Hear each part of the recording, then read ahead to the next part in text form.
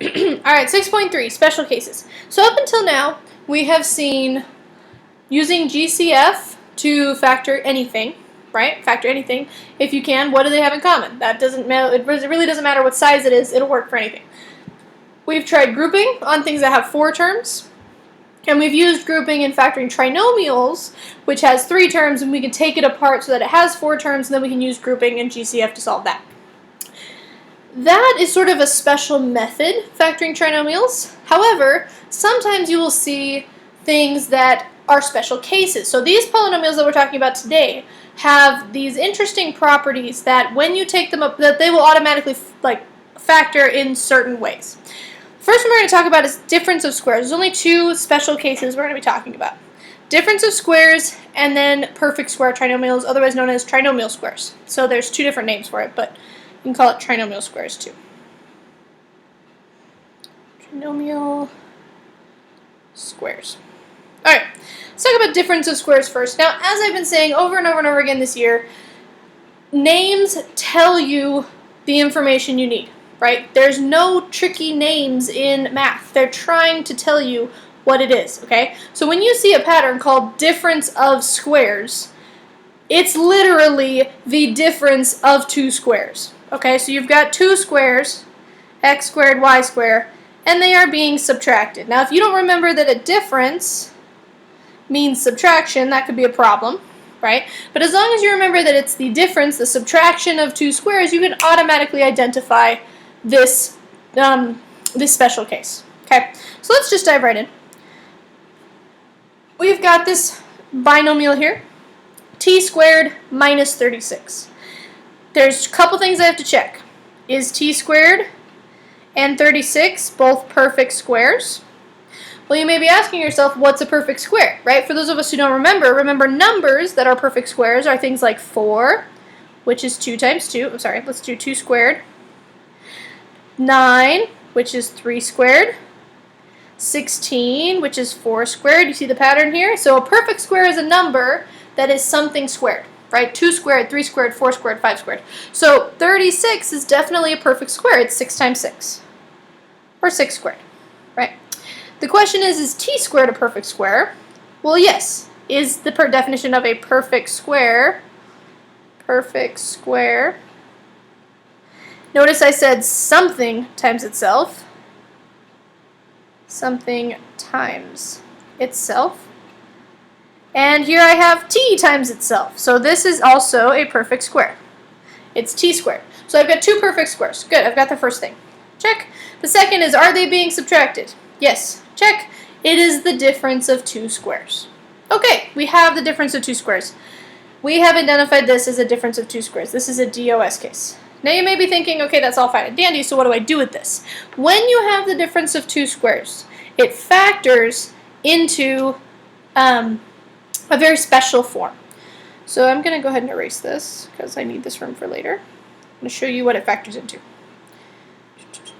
So let's pretend I didn't notice this was difference of squares, right? This is just t squared minus 36. Well, if I was factoring this like normal, I'd say, okay, they don't have a greatest common factor, they aren't grouping, and they can't factor because it's not a trinomial. Now that last one is not entirely true.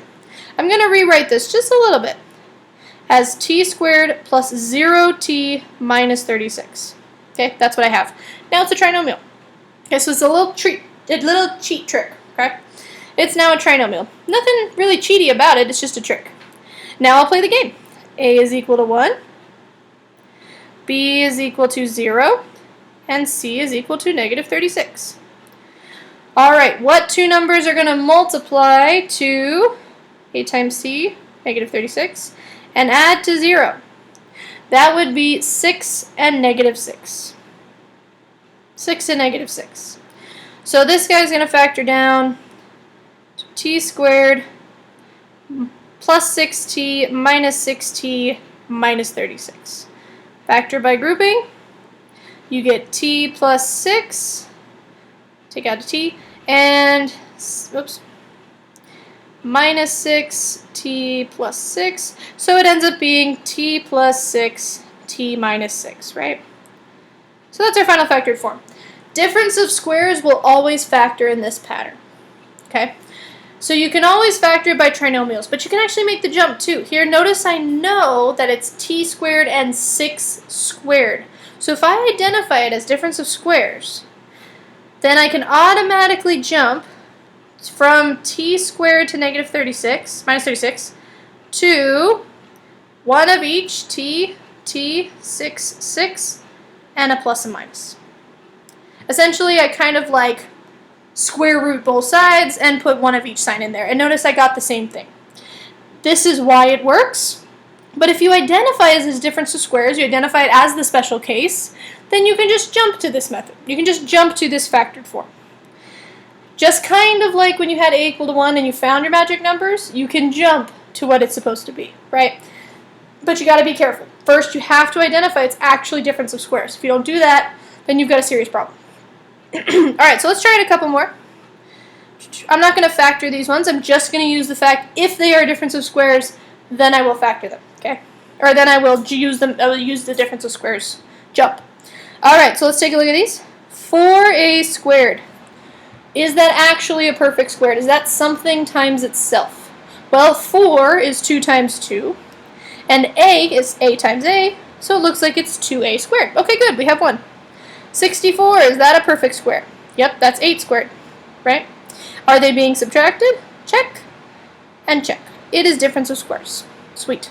So now I know that it jumps to 2 parentheses. Because it is difference of squares, I will take one of each of these. 2a and 2a, 8 and 8, and then they have alternating signs of plus or minus. That's how I get that 0 in the middle, right? That's it. If I identify it as difference of squares, I can use the shortcut. Otherwise, I can just use the factor. I could have stuck a 0a in there, and I could have used that. Would have found the exact same thing. 2a plus 8, 2a minus 8. Let's try it again. 16m squared minus 49p squared. Let's see. So 16m squared. Well, 16 is a perfect square. Careful, it is not 8 squared. Many people think that it is for some reason. It's 4, and m times m is m squared, so it looks like I have 4m squared. Cool. 49m squared, sorry, p squared, would be 7p squared, quantity squared. So I do have 2 perfect squares. Check. And they are being subtracted. Check. So I know it breaks down into 2 parentheses, where I have one of each. 4m, 4m, 7p, 7p, and one's a plus, one's a minus. That is my final factored form. Just gotta fix that real fast. Alrighty.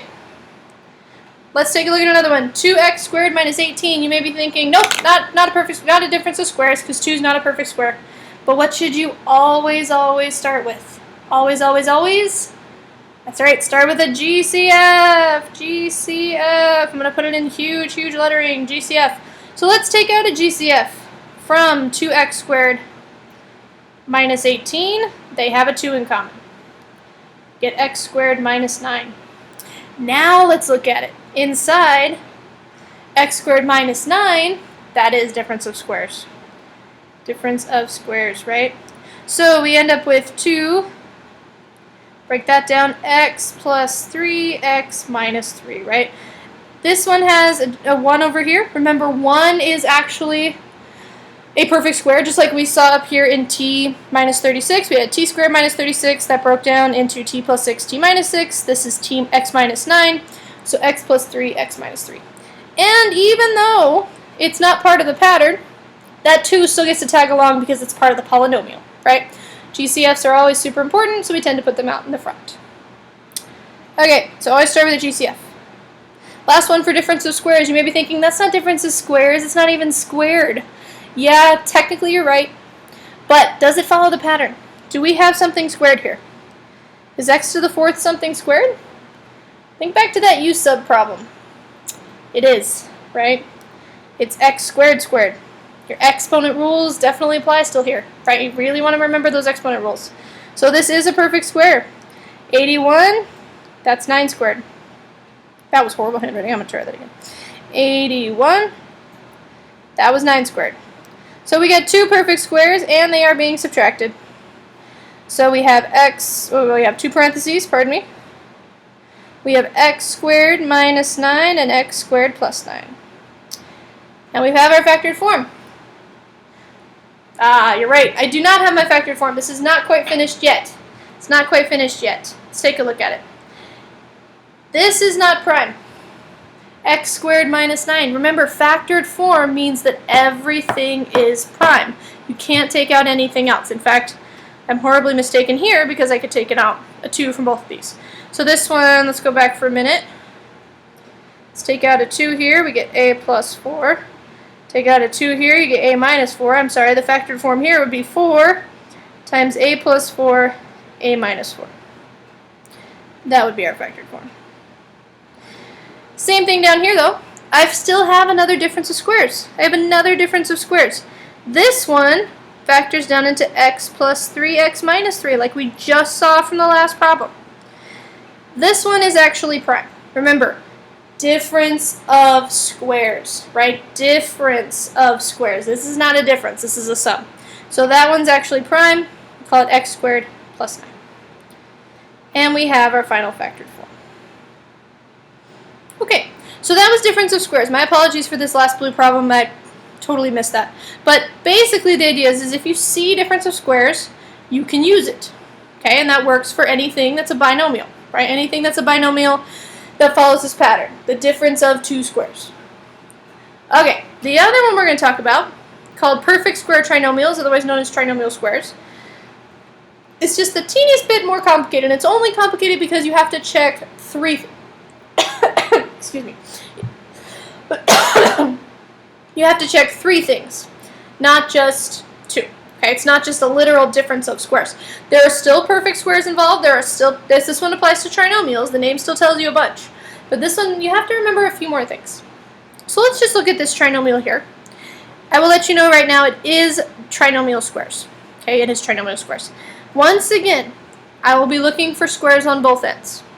And I do have that. But I'm not going to look at all three. I'm just looking for squares on both ends. Okay, just looking for squares on both the ends. So 9m squared, that's 3m times itself, right? 16 is 4 times itself. So check. I have perfect squares on both ends. Okay? That's what this says right here. You have a square and you have a square. Okay. Now that I know that, I want to check the middle for something else as well. So the second thing I want to check is the middle. 24m. 24m is my middle term. Now, since this is perfect trinomial squared, or perfect square trinomials, pardon me, trinomials squared, then what it should add to, or what these two things, what 24m squared should be 2 times your ends. So here's my ends, 3m and 4, and I want 2 times what I see on the end. 2 times 3 times 4. Well, 3m times 4 would be 12m times 2. That would be 24m. And it does match. That's good. That's the other thing I'm checking. So I want 2 times what I see being squared. 2 times what I see being squared. That's why I always like to make this mental note that 9m squared is 3m times itself. 16 is 4 times itself. So that I can do this pink step here. 2 times what I see in the front. And the end, times it by 2. Okay. Since that is the case, then what this breaks down into is, again, 2 parentheses. Again, I take one of each. 3m, 3m, 4, and 4. But this time, it doesn't break up into plus or minus. It breaks up into whatever the 24 has on there. Plus and plus. In other words, it breaks into something times itself. 3m plus 4 squared. So that's what this breaks down into. Let me show you why. Let's pretend I didn't know that. Let's pretend I didn't know it's trinomial squared, okay? I just have 9m squared plus 24m plus 16, right? That's what I have. Well, I noticed there's a... Nope, I'm just kidding. There's not a GCF because 16 doesn't have 3 in it. But I can do my little trinomial, or my factoring trinomials game. 8 times c is equal to 9 times 16. That's 144. b is equal to 24. Okay, two numbers that multiply to that, add to that. That would be 12 and 12. So I'll take that guy, 9m squared plus 24m plus 16, and I'll break it up into 12 and 12.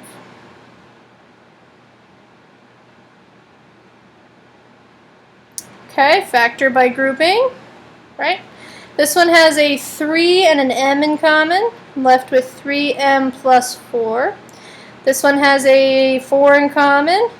3m plus 4 is left over. And last I get 3m plus 4 times 3m plus 4, which is exactly what I got when I used the pattern, the 3m plus 4 squared. Fabulous. So notice, factoring by trinomials does still work, right? It definitely still works, and this is the reason why we apply the pattern. However, when you have something where the magic numbers are the same like that, it will always factor down to something squared, hence perfect square trinomials, right? And if those two numbers are negative, then you happen to get this negative version here. But we'll do that one in just a sec. If you, though, just see the pattern, you've got squared on both ends, just check that the middle is 2 times the ends, and then just jump, right? This one took like 3 lines. This one took like 15. I said right? Took a little more. So if you can see the special case, it's important to use it. Let's take a look at the slight difference between this and the other perfect squares case. The only difference is the negative number. Okay. So once again, I want to switch colors. I have 144p squared minus 120p plus 25. I will first check that I have perfect squares. 144p squared, that's 12p times itself. 25 is 5 times itself. Oh good, I have perfect squares. Check. Now I need to check that what I got being squared times 2 is actually equal to what's in the middle. So let's just start with that. So 12p times 5, we're going to times that by 2. So I took the 2 ends, I'm going to times it by 2. Well, 12p times 5 would be 60p times 2, what did I get? 120p. And if I ignore the fact that that's a negative, it does match. Sweet. Check. It's okay if it's the negative version. It's okay if it's the negative version. Awesome. So I do have perfect square trinomials, which means I know it's going to factor into 2 parentheses. And I know I'm going to have a 12p in the front for both, a 5 in the back for both. And this time, since this is negative, I'm going to end up with those negative numbers, right? And so I'm going to have 2 negatives, and that'll be my final factored form. Sometimes you'll see it as 12p minus 5 squared, but it's the same thing. That's it. That's just it. Alright, let's try one more type of perfect square trinomials. As long as we get those 3 things, then we'd be good. Okay, so is the front a square? 4m squared? Yep, that's definitely 2m times itself. 49n squared. Oh, this one has a variable at the end, but remember, with us, that's not a problem. We saw in a lot of the GCF, we saw a lot in the factoring trinomials, that doesn't matter, right? It only matters if it doesn't follow the pattern, right? Because we're looking at A, B, and C anyways. So 7n times itself is definitely 49n squared. Cool, we have two perfect squares. Now let's take the ends. 2m times 7n. We'll double that. Double that. If we didn't double that, then we wouldn't be getting our 2 magic numbers. Do you see what I mean? So the 2 comes from the fact that we had 12 times 12 in the first problem. That's where the 2 comes from. So it's just part of the pattern. You can just remember it, or you can remember I have 2 magic numbers. I need to double for those 2 magic numbers, right? That's where it comes from, but still. Okay, 2 times 7 is 14. M and N don't actually combine. And then instead I get 28, times that by 2. Get 28 mn. Alrighty, cool. So now I have perfect square trinomials, which is good. I don't have perfect square trinomials. Interesting, right? I don't have perfect square trinomials here. That number didn't match. I should have gotten 28, not 20. So this is not a perfect square trinomial, or a trinomial square, however you've been hearing it. It's not a perfect square trinomials. Doesn't mean I probably can't factor. Let's go ahead and actually factor this the old way, right? It just means that I can't do perfect square trinomials, right? Let's see if it does factor another way. It may not even factor the other way, honestly. Who knows? Let's try. So 49n squared.